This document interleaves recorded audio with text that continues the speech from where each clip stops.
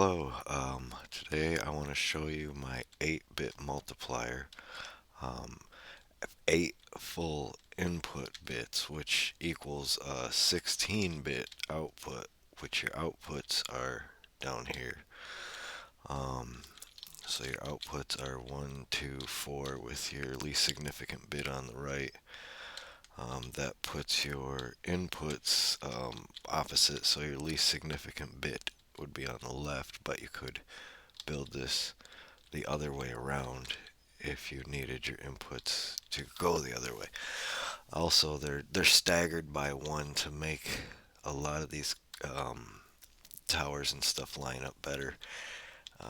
It also works out in my personal devices a little bit better. But anyway, when you have input A in here, it just sucks in your inputs into this shift register, and input B has a similar shift register on the bottom, and they simultaneously shift. So when this one shifts towards the least significant bit, this bottom input shifts simultaneously towards the most significant bit. Um, the ones bit for the input A is what controls a lot of what happens in this multiplier. And down here in the middle, these hoppers and observers and repeaters down here on this center line is actually part of a serial adder. The other section of it is the actual full adder itself, which is a comparator adder down here. So this center device is a serial adder, and one side of the serial adder is getting inputs from input B, which, keep in mind, is shifting each time.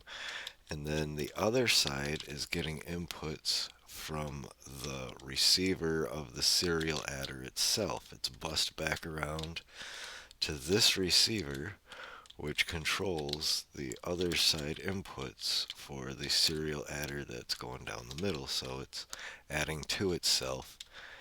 Only when the least significant bit up here is on does it actually do that through these gates and clocks and stuff. So for a demonstration, let's actually, here's the equals over here, which is also the reset. Just have to have one input be 0.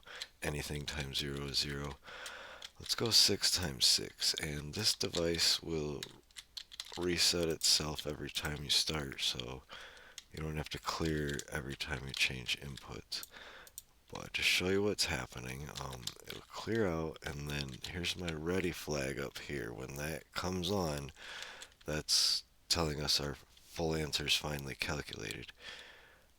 So there's some serial data coming through, and this piston is actually the lock line for it. Okay, our ready flag just came on. We have 4 and 32, which is 36, so I'm at 6 times 6 is what I put in there. So that's right. Now let's do the 255 times 255. Now this is going to take significantly longer because we have to add every single time there's an active bit up here, and since we have all these bits on, it's going to have to do an equation for each shift, all 8 shifts. So I guess while that's going on, it's going to take oh gosh, at least 30 seconds. To get through all that, I will kind of show you what's happening here. Um, there is the final bit of the serial signal is actually not a digit, it's the lock signal, and it also is the tick signal, which is what ticks these shift registers. And like I said, they're simultaneous. This input keeps shifting to the right, and this input keeps shifting to the left, and this a little guy right here. The ones bit determines whether or not we're going to fire off this line, which is what is ticking our serial adder. So when these torches blink, the serial adder says, okay, recalculate. Also, when those torches blink, it simultaneously resets the receiver. We're not doing anything, so we must be done. The ready light is on. Our answer is down here. We did 255 times 255. You know what, guys? Instead of going through and adding it all up, you're just going to have to trust me that it's right because, I mean, I've done it on several other multipliers that I built. Anyway, so there's the quick overview of it, the down and dirty and the rough explanation. It's not necessary to have this many slabs. I just like things to be as lightweight as possible so I can look through easily and see, you know, when I have to debug it.